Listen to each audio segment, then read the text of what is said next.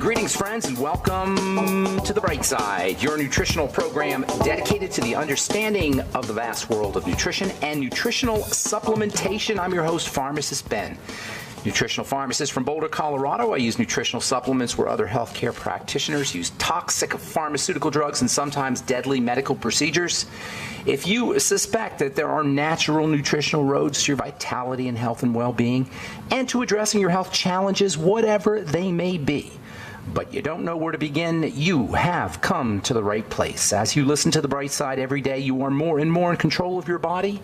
You are more and more knowledgeable, and you know you can overcome any health challenge. That's why we are here every day on The Bright Side, helping clear up the sometimes confusing world of nutrition and nutritional supplementation. Over the last 30 years of practicing pharmacy, I have seen drug-free recoveries from diabetes, hypertension, obesity, skin diseases like psoriasis, eczema, rosacea, acne, digestive ailments, autoimmune issues of all kinds. Recoveries that by the standards of modern medicine can only be called a miracle, but what is in the world of the body, what is in the world of biology, standard operating procedure. Because the human biological system is a healing system. It's a regenerating system. It is designed divinely to heal and renew itself on a moment-to-moment basis. And while some folks may call that healing, renewing, regenerating system a miracle, it really is just the way the body works. If you have questions about health or nutrition or prescription drugs, we welcome your phone calls on The Bright Side. 844-236-6010 is our number, 844-236-6010. If you have questions about anything we're speaking about here today or a health challenge you or a loved one may be dealing with, if you want to wean yourself off your meds and get on a good nutritional supplement program, we can help you do that as well.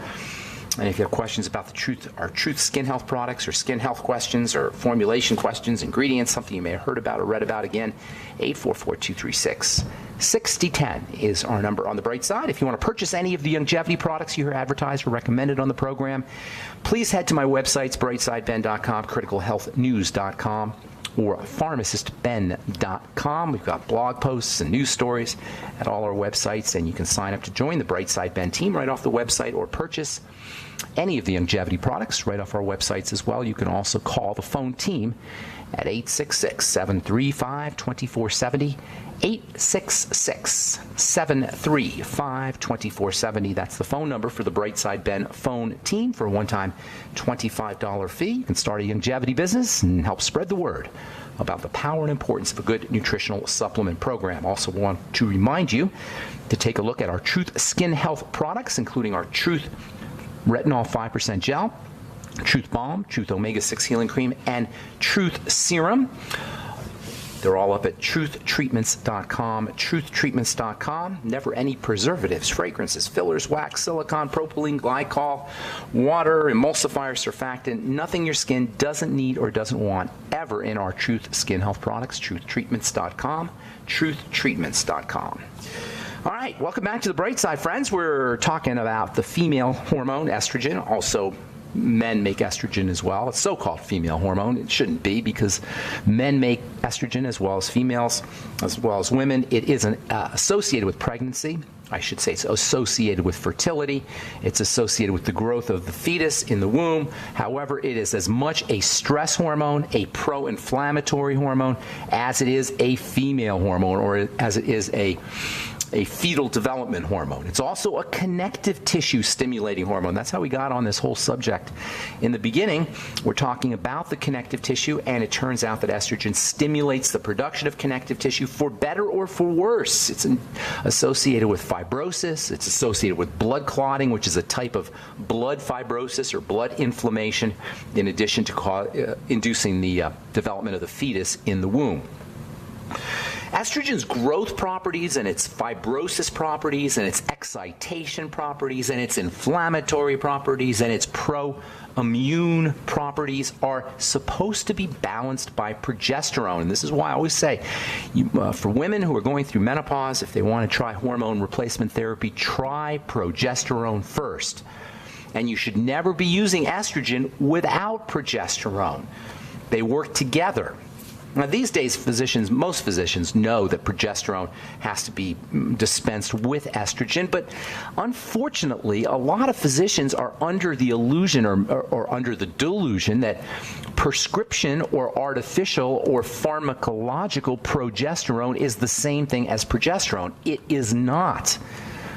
In fact, while progesterone is a non-toxic hormone, medroxyprogesterone, which is fake progesterone, which is unfortunately what is dispensed many, many times by physicians, is not non-toxic.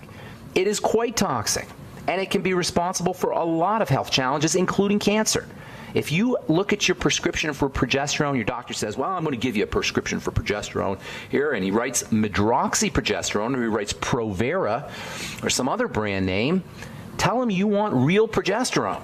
Tell them you want the real deal, and see if you can get the progesterone that comes from yam. It's a little bit more effective, in my experience, than progesterone that comes from soy. Most progesterone comes from soy, but if you've got a clever physician or if you've got a clever pharmacist, they'll be using progesterone derived from yam. In any case, you want to make sure that you're using real progesterone if you've been dispensed estrogen. There's also a condition called estrogen dominance, and this can be caused by excess amounts of estrogen that are naturally produced. Excess amounts of estrogen that are naturally produced as opposed to progesterone, or it can be caused by what are called xenoestrogens, foreign estrogens, fake estrogens. And because estrogen has a pro-inflammatory, pro-immune, or immune-stimulating property, and because of its stress hormone activation properties, this condition, estrogen dominance, that is, can cause great misery. And pretty much all immune and inflammatory health challenges, not to mention fibrosis, not to mention blood clotting, cancer, migraine headaches, all of these are likely under conditions of estrogen dominance. PMS issues or premenstrual syndrome or so-called dysmenorrhea, messed up periods, can also be caused by estrogen dominance. Likewise, infertility, which affects some 1 out of 3 or 1 out of 4 couples are infertile, and a lot of that has to do with estrogen dominance or excess amounts of estrogen, and this condition can be exacerbated, as I said, by xenoestrogens, synthetic estrogens, plastics act like xenoestrogens, medications, birth control pills act like xenoestrogens, preservatives, sunscreens act like xenoestrogens, and there's actually estrogenic properties to certain foods. Grains and legumes in particular can have estrogenic properties and can function as external estrogens or so-called xenoestrogens. This whole subject of xenoestrogens and foreign estrogens and its relationship to disease and estrogen dominance points to a very interesting and important subject which we touched upon yesterday, and that is this: there is no such thing as estrogen. Rather, estrogens are a family of compounds, and there's many, many chemical structures found in nature and industrially produced that act like estrogen. This is where xenoestrogens come in. Xenoestrogens have a chemical structure that is similar to all of the other estrogen children in the estrogen family. There's no one chemical called estrogen. It is a family of maybe 20 plus substances in the body and thousands of substances, or at least hundreds of substances found in nature or industrially produced. Yesterday we talked about the 3 main estrogens. If you've been prescribed estrogen, you've probably been prescribed one of these 3 main estrogens or a combination thereof. Estradiol, that's the major estrogen in the body. It's the major estrogen of non-pregnant women, I should say. It is the most potent of the estrogens. It's used to treat hot flashes, vaginal dryness, burning, irritation. This is the estrogen that most women will get put on if or when they're going through menopause. This is the estrogen the doctors will give you if you have, they suspect osteoporosis or they want to build bone. By the way, that is a dumb reason for a doctor to put anybody on estrogen. There's some mythology out there in the world of medicine, in the world of doctoring, among numerous myths, that estrogen is somehow going to help you build bone. Nonsense. Horse hockey. Bad biochemistry. Estrogen does not help you build bone. What estrogen does do is it suppresses the breakdown of bone, which is not a great idea. We'll talk about that when we come back from our break. I am Pharmacist Ben. You're listening to The Bright Side on the Genesis Communication Network. Got lines open for you at 844-236-6010. We will return right after this break. Don't go away.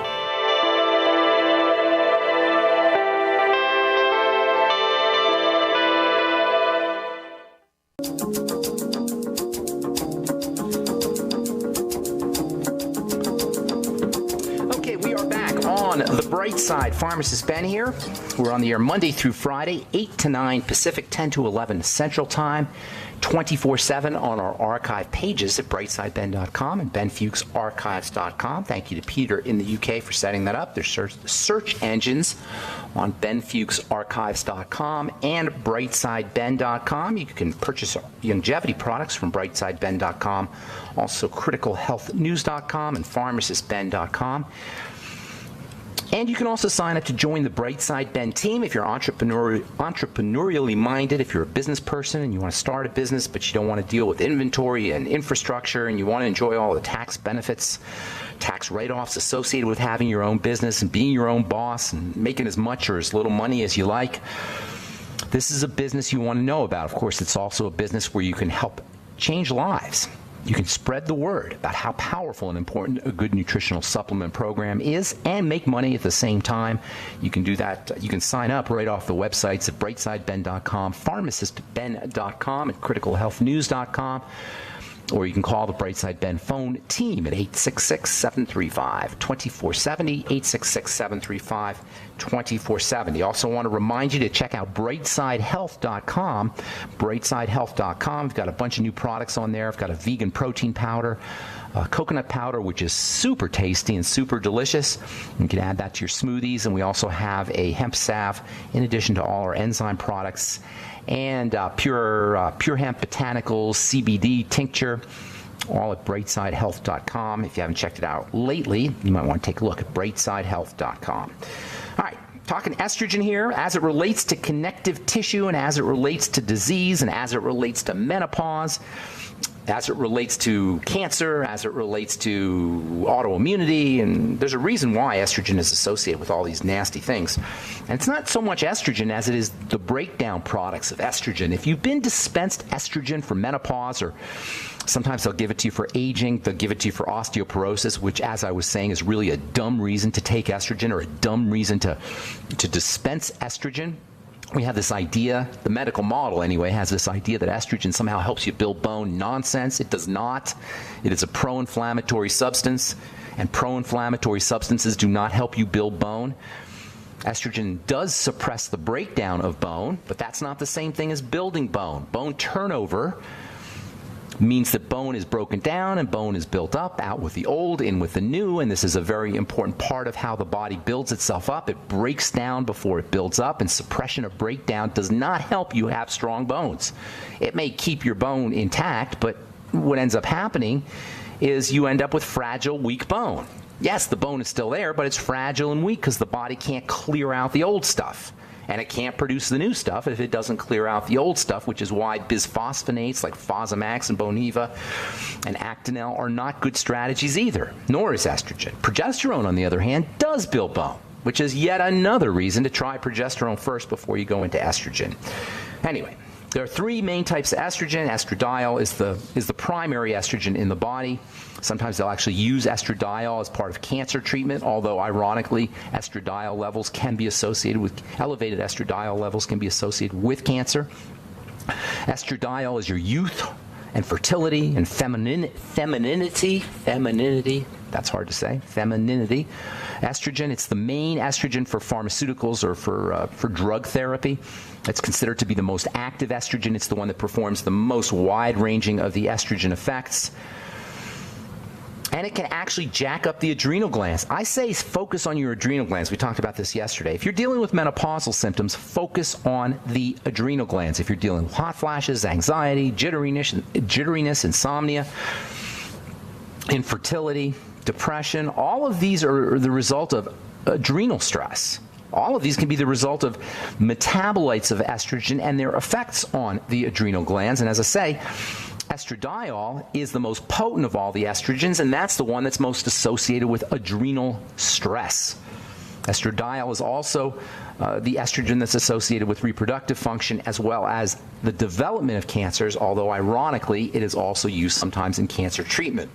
There's another estrogen called estrone. This is the weakest of the three main estrogens. It's the estrogen of menopause. It's the estrogen of aging. It's the predominant estrogen that shows up in women and in men, for that matter, as we get older. This is the estrogen that's made in belly fat. This is what causes what I call the Santa Claus effect in men. The Santa Claus effect in men is where as males get older and they start to accumulate body fat, they lose their edge, become less manly and more jolly. I call it the Santa Claus effect. They become less sexual. They become more estrogenic, more like women, because in body fat, estrone is produced. This is very, very fascinating, the idea that body fat produces hormones. And by the way, body fat also produces inflammatory factors and immune factors as well, which means the more body fat you're carrying, the more estrogenic you will be. And that means you're going to be dealing with all of the estrogenic toxicity that we've talked about and will continue to talk about. The more body fat you're carrying, the more likely you are going to be to have inflammatory health issues and pro-immune issues. The more body fat you're carrying, the more likely you're going to be to have autoimmune issues. Body fat is a gland. Body fat is not just ugly to look at or unattractive to look at, excess body fat that is, but excess body fat is metabolically active. It produces hormones, and it especially produces inflammatory factors. Yet another reason to lose weight. For men, it'll make you more feminine.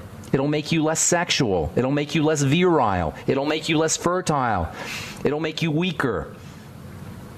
If that's not a reason to lose body fat, I don't know what is.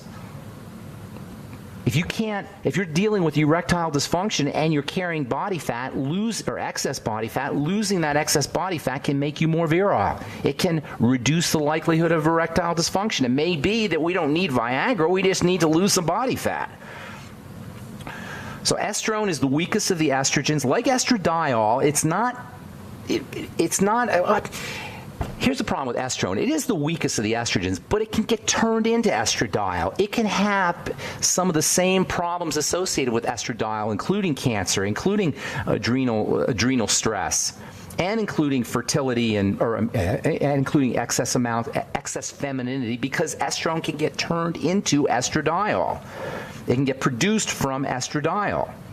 This is actually one of the ways the body protects itself from the superpotency of estradiol. It will actually convert itself into estrone, and estrone will get converted into estradiol. They go back and forth.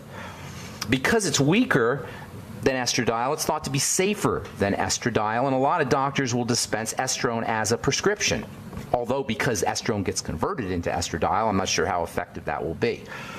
Then the third main estrogen is called estriol. This is your pregnancy estrogen. It's the estrogen that's responsible for fetal health. Its main role is the growth of the fetus, but it still has other effects. It's even weaker than estrone, and it's weaker than estradiol. It's the weakest of all of the estrogens. It's made in the liver. It's actually thought to be protective against cancers because it can block the effects of the more carcinogenic estrogens like estradiol and estrone.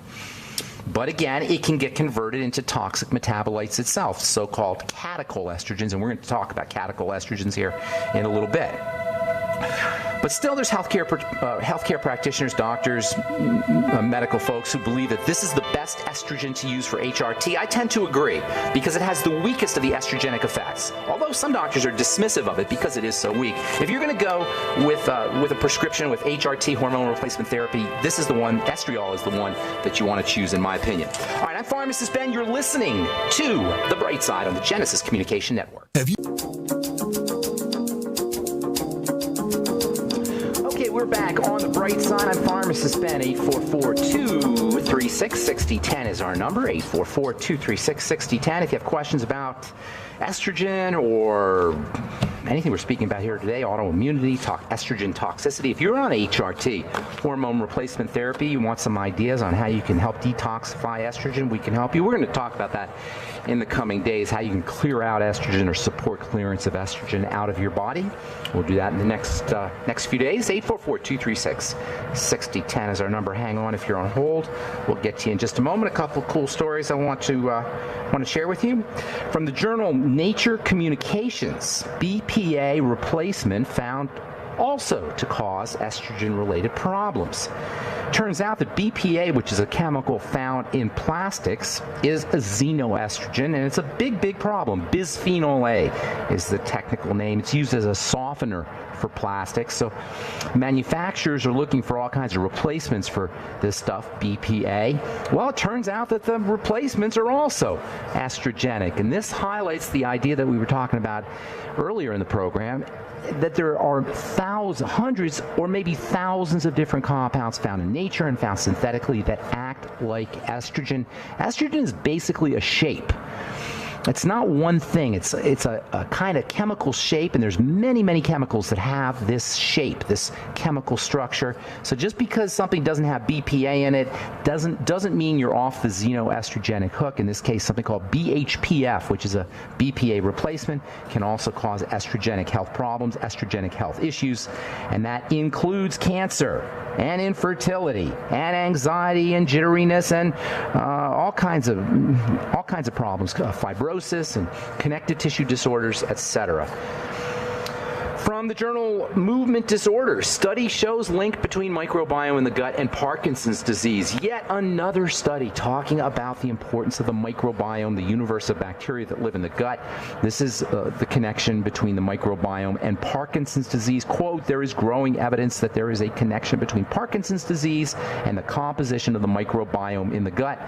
Unquote, a new study from researchers at the University of Alabama shows Parkinson's disease and medications to treat Parkinson's have distinct effects on the composition of the trillions of bacteria that make up the gut microbiome. I've been saying this for years, folks. The gut, the intestine, is the source of the vast majority of chronic degenerative diseases, and it's largely because of this whole issue of gut bacteria and the microbiome. If you or a loved one or somebody you know is dealing, God forbid, with Parkinson's disease, please, please, please let them know about the microbiome. Please get on your nightly essence. Use fermented food. Make sure you're using sauerkraut and apple cider vinegar with your meals. Use vegetable juices. These are all wonderful strategies for supporting the microbiome. And interestingly, it's also the medications that can destroy the bacteria in the gut. And these are side effects that don't show up on the side effect profile. The side effect profile of drugs will list a bunch of side effects, but it's not going to list all the effects. It may list liver problems or bone problems or mental health issues, but it's not going to tell you about the microbiome. It's not going to tell you about nutritional depletion or nutrient depletion. It's not going to tell you about stressing the liver. If you are on a prescription drug, there is absolutely no way you're not going to be dealing with side effects and toxicity and a screwed up metabolism, and that includes digestive health as well as the microbiome. All right, 844-236-6010 is our number on the bright side. Time to hit the phones. Let's go to Texas. Oh, shoot. I'm sorry, Linda, I hung up on you.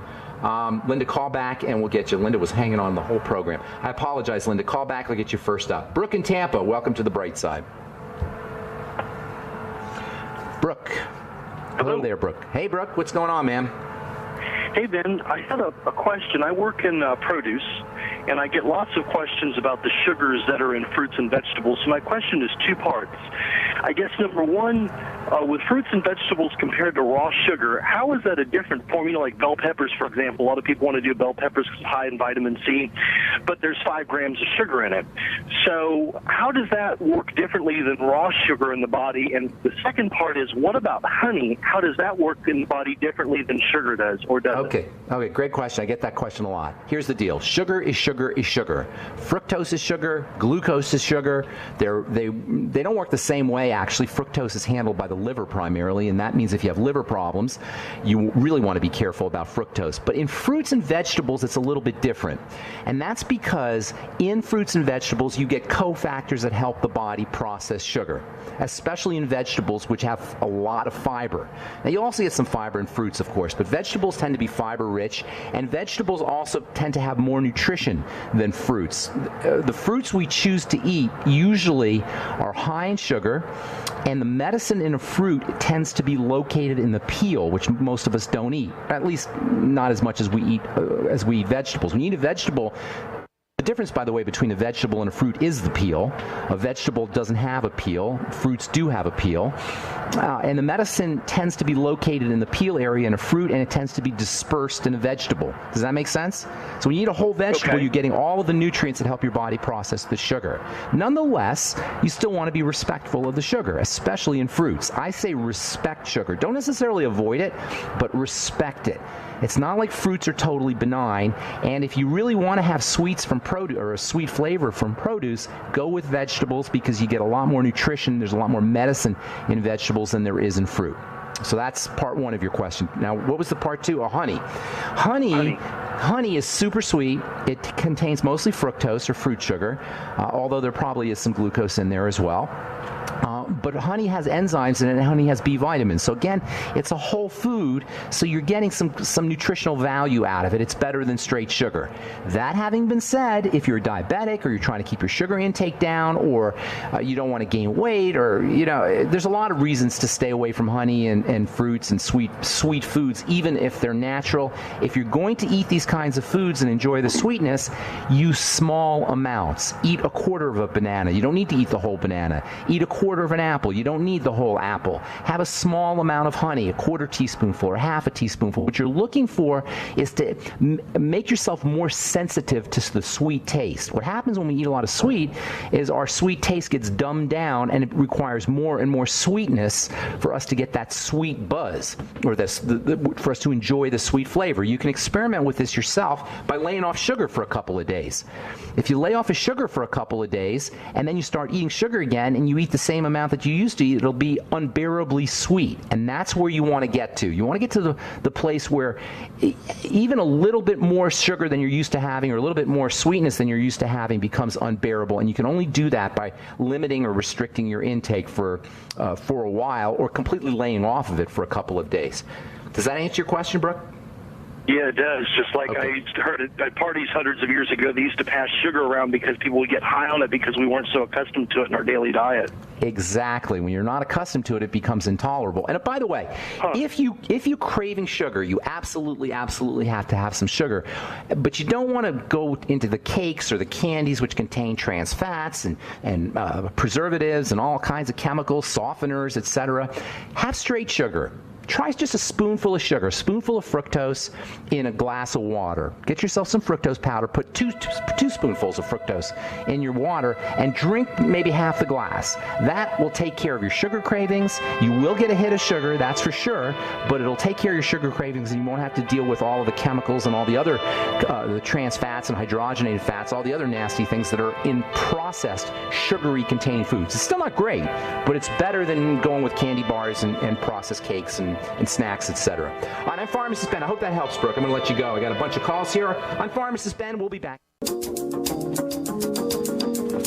Okay, we are back on the bright side. Pharmacist Ben here. 844-236-6010 is our number. Good morning, Linda in Texas. What's going on today? Good morning. How are you? I'm doing good. How can we help you today? Yes, I'm calling for my son. He had an ear infection and went to the doctor last week, and they put him on Levaquin, 750 milligrams, and he took those for 9 days. Okay. And now he's experiencing bad pain in all of his joints, in his hands, legs, Is that arms, right? bottom of his feet. That's not an unusual thing, unfortunately. If you go to the side effect, if you go to the package insert, and you may not have the package insert, but if you do a Google search for the package insert for Levaquin, you'll see that tendon problems, muscle problems, weakness, pain, these are all side effects. I believe they're side effects that are associated with the gut, with the microbiome, the bacteria in the gut, but there's no way to know exactly what's causing the side effects. Nonetheless, they're there. You can have skin problems, you can have headaches, you can have diarrhea, all kinds of stomach health issue, even seizure disorders. Levaquin is a very powerful antibiotic. The reason they use it these days is because other antibiotics don't work because of bacterial resistance. So Levaquin is the big guns. Now, it'll kill bacteria, of course, if you're dealing with a bacterial infection, but it's really important, Linda, that he starts to restore gut health. If he has any pre-existing digestive problems, this will increase the likelihood of toxicity and side effects from his Levaquin. Levaquin. In any case, get him on the nightly essence as soon as possible. Have him eating fermented food as soon as possible. If he has food intolerances, gluten intolerance, egg problems, or problems with grains of any kind, or any kind of food allergies, it's always important to avoid any foods that cause issues, but it's extra important if he's already compromised from the Levaquin. Focus on the gut is what I'm telling you here. You can also use something like bentonite clay or zeolite or activated charcoal, which, by the way, I absolutely love activated charcoal, to help improve the clearance of the Levaquin. And then using things like vitamin C and vitamin E, and also something called glutamine powder and selenium, that can help improve detoxification at the level of the liver. So you got a couple of strategies here, 3 main strategies. Work on the gut, make sure you're having him eliminate problem foods, and then also using nutrients that help support liver detoxification and the elimination of the antibiotic out of the body. Does that help you, ma'am? Yes, it does. And what about magnesium? It's awesome. It's an awesome. One of the all-time great minerals. I mean, I always hate isolating a specific nutrient because they're all important, but magnesium is ridiculously valuable. On top, one of the main reasons it is so valuable is because it's the #1 mineral deficiency in the United States, maybe around the world. Magnesium is found in all green leafy vegetables. This is the best way to get your magnesium. If he does sauerkraut, he'll get magnesium, plus he'll get the probiotics and the fiber for his gut. So have him eating lots of fermented vegetables, particularly sauerkraut. And then also the OsteoMag is a good source of magnesium. Same with the OsteoFX. So supplemental magnesium as well as magnesium from foods is a great idea always. Okay. How long should he take the activated charcoal and the clay? A week, couple weeks. You can do it every day. It's just a great detox. You can do it all. Okay. You can do it on a daily basis. Don't do it with your nutrients.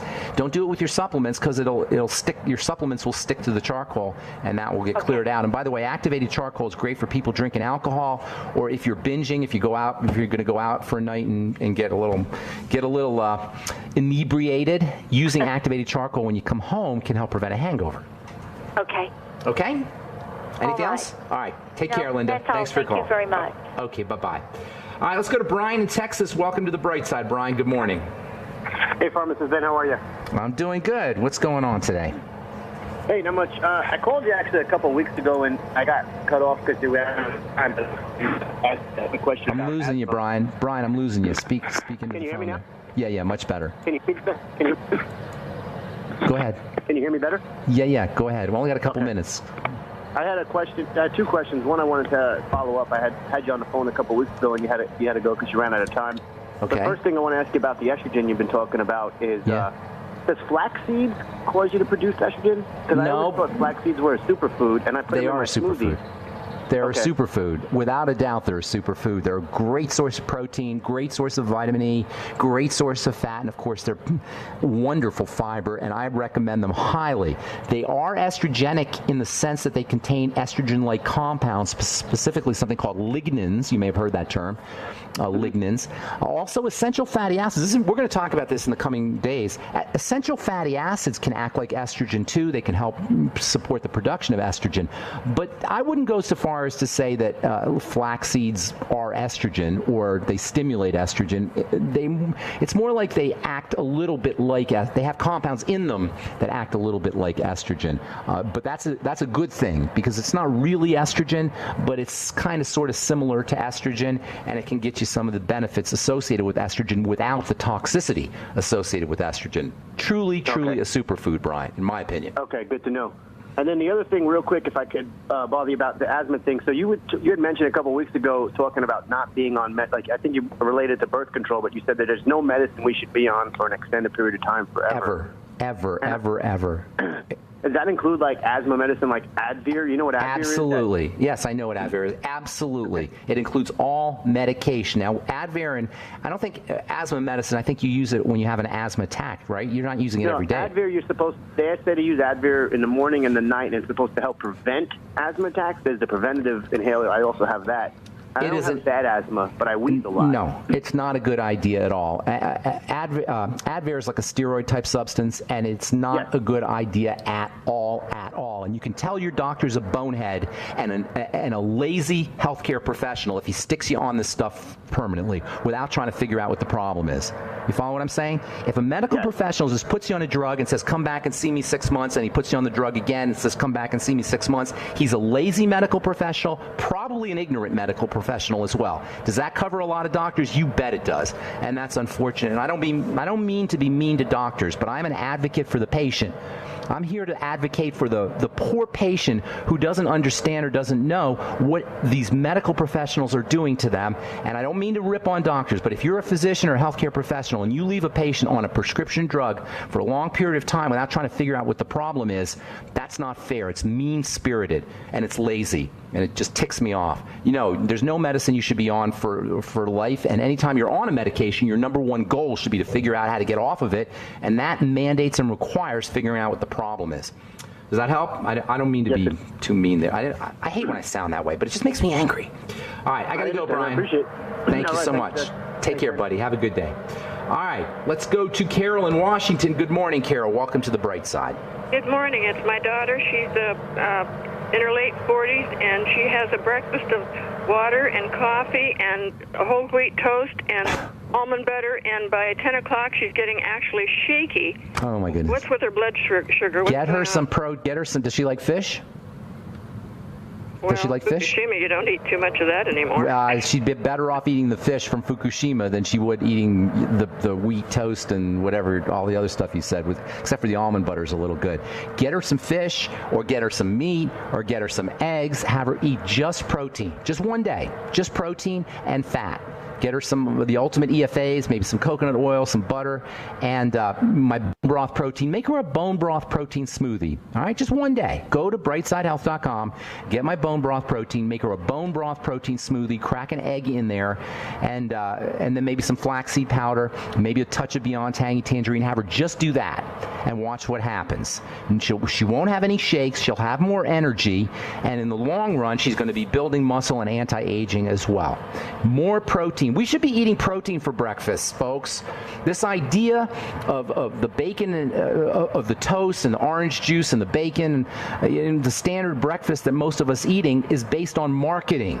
It's based on cheapness. Pancakes are cheap. French toast is cheap. Cereal's ridiculously cheap.